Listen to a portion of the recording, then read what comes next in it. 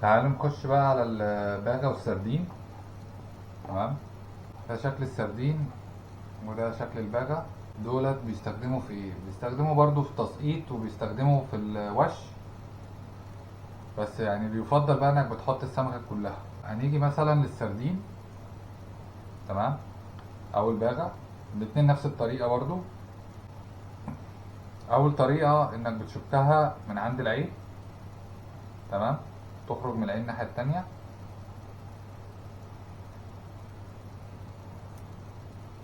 بالمنظر ده. وممكن تحط اتنين مع بعض، يعني طريقة الصيد ان انت بتحط اتنين مع بعض بالشكل ده كده، خلاص، وترميها باللنسة، وهي تبقى نازلة بقى حاجة تنزل ايه تاكلها، شعورة كبيرة، ايا كان بقى نوع احجام كبيرة، سمك كبير يعني تخش عليه. الطريقة التانية بتدخلها من الديل،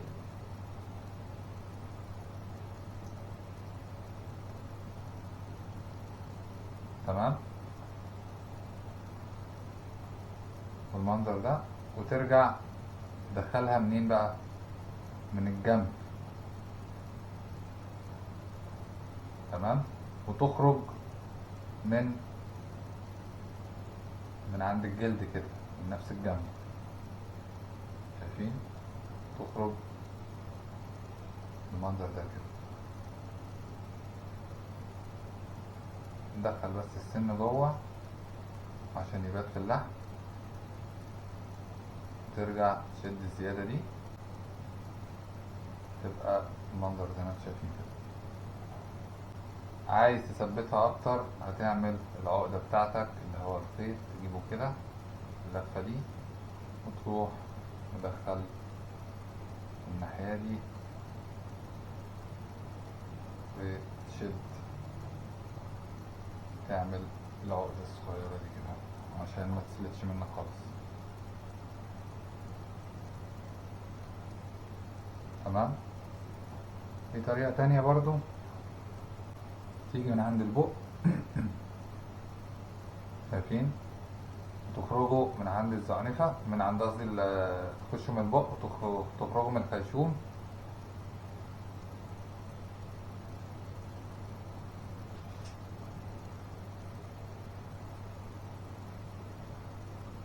وبعدين تيجي في اللحم،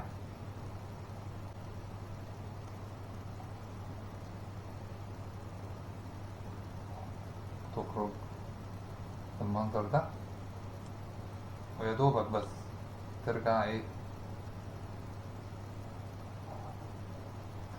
تبيت يعني السن جوه، تمام، تبقى بالمنظر ده كده. طريقة تقليدية خالص، ان انت بتشبكها، تدخلها من هنا، خلاص، وترجع تروح مدخلها من عند البطن بالمنظر ده.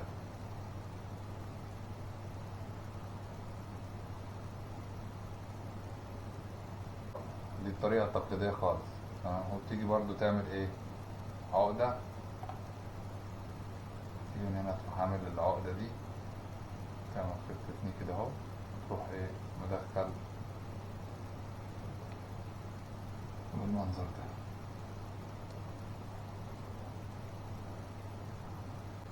شايفين؟ اخر حاجة بقى، ممكن في التسقيط لو انت بتصطاد بسبحة تقطعها قطعتين كده، ماشي، وتجيب السن المناسب بتاعك، ويا دوبك بتحطها مع الطعم بقى، يعني ممكن تحطها كده، تمام، او تفكها تاني يعني بالطريقة دي.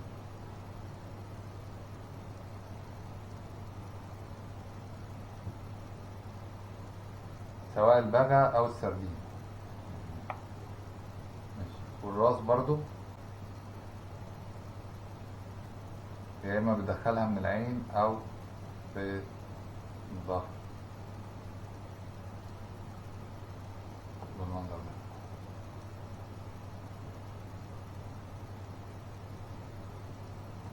تمام. ده بالنسبة للباغة والسردين. عندنا كام طريقة 1 2 3 4 5 6 6 طرق للسردين. يا اما كده، وممكن طبعا بقى دي يعني ممكن الطريقة دي تحط معاها بقى حتة كاليماري كده.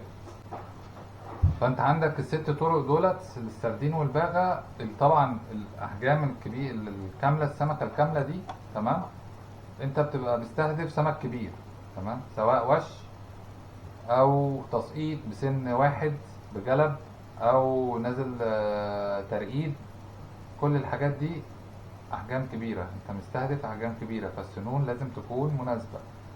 ما عندك من 7 لغايه 9 يا اما اكبر بقى الحاجات الكبيره، فاهم.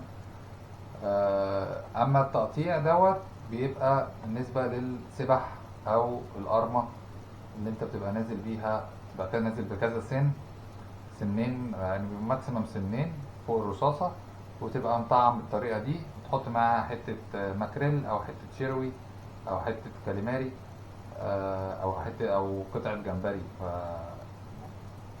هما دولت ايه للطرق الاستخدام يعني.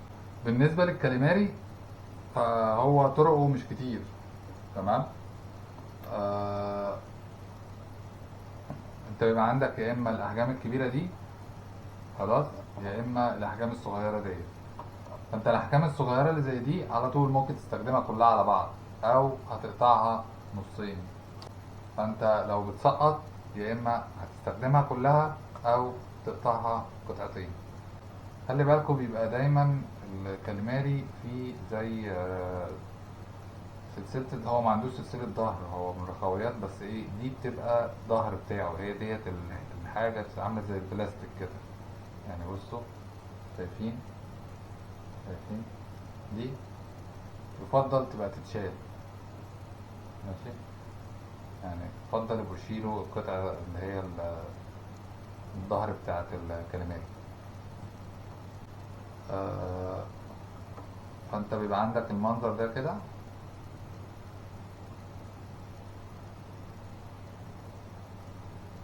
ده بالنسبة للتصوير. نعملها تاني مع بعض. نجيب السن ويا دوبك هتدخل من الجنب، تخرج من الناحية التانية وترجع تدخل طرف السن بس وتخرج طرف السن من الناحية التانية.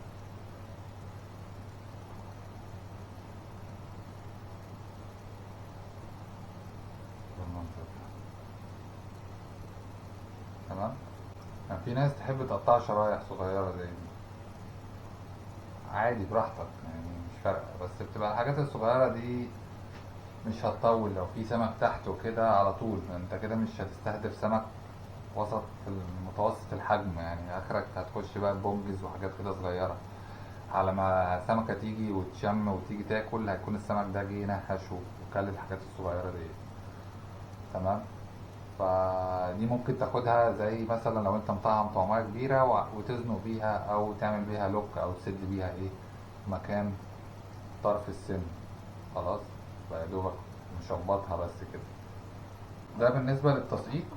بالنسبة للوش في طريقة، لو انت مستهدف مثلا سمك زي البهار. من الحاجات اللي انا اتعلمتها في الرحلات يعني ان مثلا بيبقى في سردين طبعا اصغر من ده بسم الله ما شاء الله كبيرة تمام، بتبقى اصغر من حجم الكاليمارياية، او الكاليمارياية بتبقى حجمها اكبر شوية. فانت بتجيب السردينة او الباغة وتدخلها جوه طعماية. بعد ما بتدخلها بتبقى بالمنظر ايه الجميل ده، حلو كده مليانة بسم الله ما شاء الله كأنها واكلة حاجة بالظبط. بتشك الاتنين مع بعض، السن بتشكه مع كاليماري والباغا او السردينة اللي جوه، وتخرج من الناحية التانية بالمنظر ده مرة، وترجع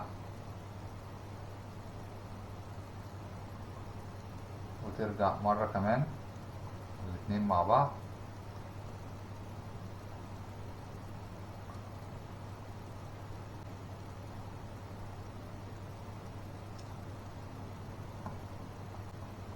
وبعدين خيطناها دخلناها وطلعناها، وبعدين ترجع تروح جاي كده من الجنب وجاي بس ايه في الكلاميرية نفسها.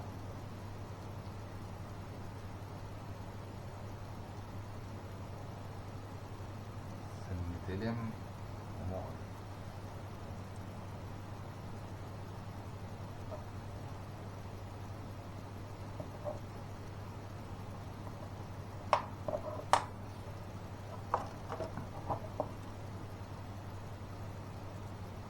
شايفين؟ عايز تخلي راس خليها، عايز تشيلها مش مشكلة.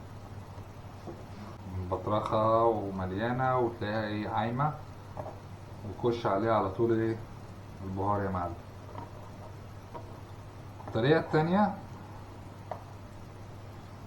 لو انت بتشتغل على حاجات كبيرة، لو دي كاليمارية حية يا دوبك بس بتشكها ايه من ورا كده بالمنظر ده وتسيبها وهي هتعوم خلاص. ده لو حي، اللي بيخش عليها هيخش عليها كلها، مش مستهدف ياخد منها حتة ولا بتاع، هو داخل عايز ياكلها كلها. وشيله، تعودوا تشيلوا الهيكل العظمي بتاعها اللي هو عامل زي البلاستيك ده. سبحان الله. هتيجي من عند الظهر اخر حتة كده خلاص، وتروح ايه شاكك خارج كده من عندها،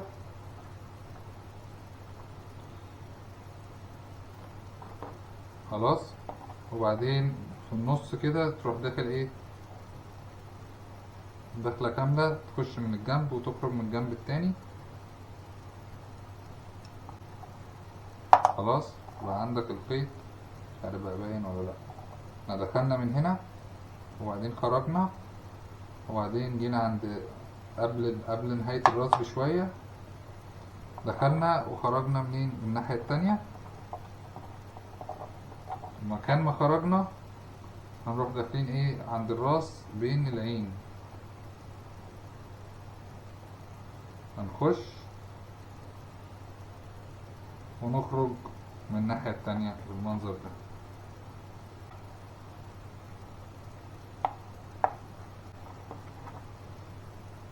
مش عارف بقى باينة ولا لأ. وسيبها بحبرها وسيبها، كل ده بيجذب السمك. وهتنزل بص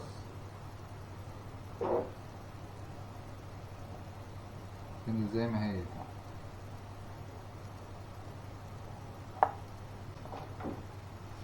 دي الطريقة التالتة.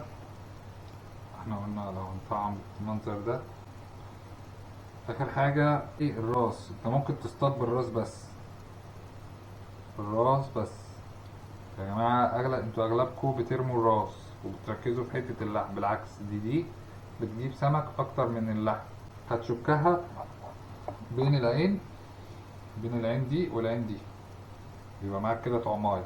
وتشيل الشراشيب الزيادة اللي ملهاش لازمة دي وتطلعها، وشكرا على كده، وتاخد احلى شغل. فدولت الاربع طرق بالنسبة للكاليماري. وذكرنا برضو الطريقة بتاعة الحي، تمام. لو انت طلعت معاك حاجة صغيرة كده وعايز ترميها صاحية. بالنسبة بقى للجمبري، هو احسن طريقة ليه انك تشكه من الظهر. ادي الجمبرية اهي، تمام. ادي الراس وادي الظهر. بتيجي من عند الظهر، طبعا بتختار السن المناسب، وتيجي تروح مدخله بالمنظر ده كده، تمام. تكون دخلت جوه وتبتدي تمشي مع طعمايه، تبتدي تزق جمبريايه بالمنظر ده كده، وتيجي قبل يا دوب الرجلين اللي هنا دي، تمام. تروح ايه طالع بحيث السن كله يكون داخل جوه.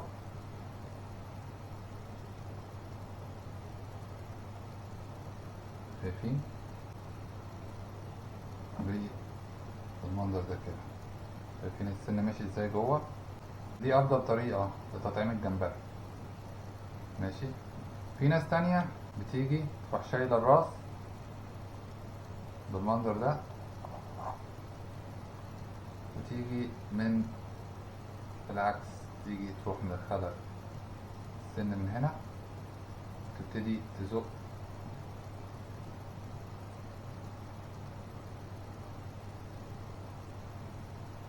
جمبرية وتطلع بالشكل اللي انتوا شايفينه ده.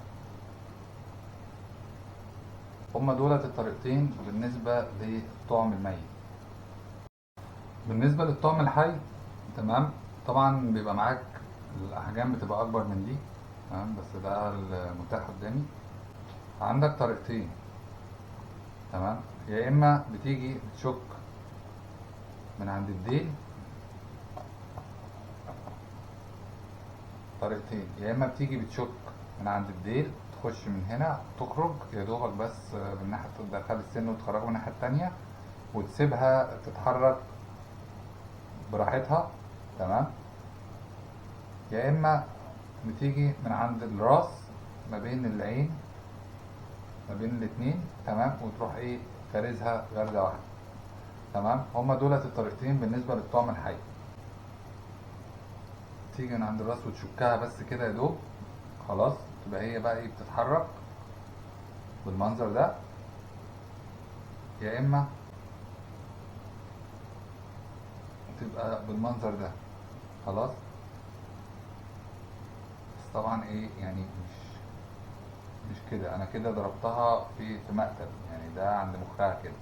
هي طبعا الجمبريات الكبيره بتبقى راسها قد كده، فانت بتيجي من عند العين وتروح ايه شاككها يا دوبك، متخرج من الناحيه التانيه كده، خلاص، فبتتحرك بقى ايه براحتها. بالنسبه للطعم الحي، طبعا احنا ما بنصطادش بالحفار او الدنيس دوت، يعني انا بس عشان ده اللي قدامي، لكن انت بتصطاد بانواع تانية كتير. عندك ابو نقطة، عندك بربوني او سلطان ابراهيم، عندك عيدة، عندك الجمبرور، وعندك ابو لولو، وعندك الجحا، كل الحاجات دي تقدر تصطاد بيها.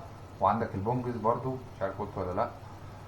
كل الحاجات دي بتصطاد بيها، بس حسب ما انت مستهدف سمك ونوع ايه. لو انت مستهدف مثلا دراك، فالدراك بيحب الجمبرور جدا، يعني ما بيفكرش، بيخش بجشومية. العيدة بتجيب الناجل بيعشقه، تمام، ما بيفكرش فيه برضو. اول ما يشوف عيدة في وقت الصيد بتاعه ما بيخش بدون تفكير. البونجز برضو بيخش عليه ساعات البراكودا، ساعات بياض.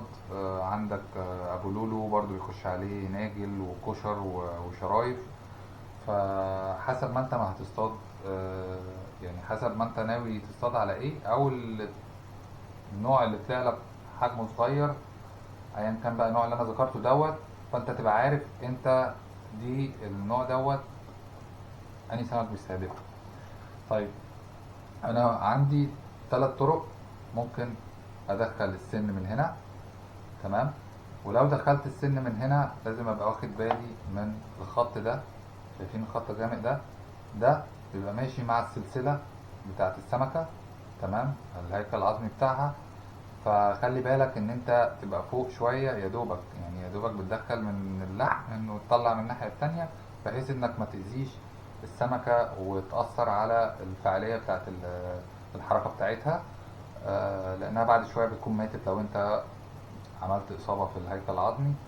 عندك الجزء التاني بيبقى هنا، تمام، بيبقى هنا في زعنفة ظهرية. طبعا هنا عندك دي الحفارة دي كلها زعنفة، لكن في السمك بقى اللي بتكلم عليه بيبقى دوبك زعنفة واحدة صغيرة كده، فانت بتيجي بعديها على طول بتروح مدخل برضو السن وتطلعه، وتبقى بعيد عن الظهر، عن سلسلة الظهر. يا اما بتيجي في الاخر خالص ممكن تشبك، حسب ما انت برضو ما هتستهدف نوع ايه. طيب، لو انا جيت ركبت السن من هنا، تمام، فالسمكة بيجي لها كده زي حالة تشنج، بتنزل لتحت، اتجاهاتها لتحت لا إرادية، تمام. فانت لو انت بتستهدف، لو انت معاك طعماية بتوعر، يبقى بلاش الطعم من هنا، تمام، عشان هي اول ما هتنزل في الوعر. يفضل انك تطعم من ورا، من الجزء ده، تمام، اللي هو بعد الزعنفة الظهرية يا دوبك، تمام. ليه؟ لان الرد الفعل الطبيعي او التشنج اللي بيجي لها انها بتبقى عايزه تعوم لفوق، والكلام ده بياخد لمده دقيقه دقيقتين. فده ينفعك لغايه بس ما تنزل للميه وترفع الكام متر بتوعك وتثبت على كده. بالنسبه للعيده فانت ممكن تعملها من النص، مفيش اي مشكله خالص، انا جربتها. العيده ما بتنزلش في الوعر، تفضل عايمه بين الميتين، فمفيش اي مشاكل خالص. واخر حته ممكن تحط فيها السن اللي هو الجزء الاخراني دوت، تمام، بيبقى بعد الزعنفه اللي تحت. شايفين الزعنفه اللي تحت دي؟ تمام، قبلها كده على طول يا دوبك ممكن تروح ايه مدخل السن ومطلعه الناحيه التانيه بالمنظر ده، تمام. بس هو ده بالنسبه للطعم الحي. طبعا انت لما بتصطاد بطعم حي فانت عارف انك بتلعب على حاجات فوق ال6 كيلو وانت طالع، فلازم تحط سنون محترمة. يفضل السن يكون فيه كرش او الدوران ده يبقى واسع، بحيث ان انت لما تيجي تطعم السمكية بالمنظر ده يبقى هي عندها الحرية انها تتحرك، ما تجيش لو ده صغير هتلاقيها فلتت، تمام. تتحرك بأريحية. لو انت فعلا عارف، لو نازل انت مثلا في الحتت اللي تحت زي حماطة وكده، يفضل انك تحط واير، تمام، ان شاء الله واير مساحته قد كده. لو انت هتستهدف ناجل ولا حاجة ولا بتاع، يا دوبك حتة واير بنفس الطول ده، قد الحتة دي كده، تمام. لو انت هتستهدف طبعا باراكودا او دراك، فانت طبعا بتبقى واخد ايه واير حوالي 30 سنتي، تمام، هو اللي مربوط في السن، ماشي. ده بالنسبة للطعم الحي. بس يا رجالة وكده، يبقى دي كل طرق الطعم، يعني يا رب تكونوا استفدتوا. لو في حاجة مش واضحة قولولي، ممكن أعيدها تاني، مفيش مشكلة. واشوفكم فيديو جديد إن شاء الله بإذن الله. السلام عليكم.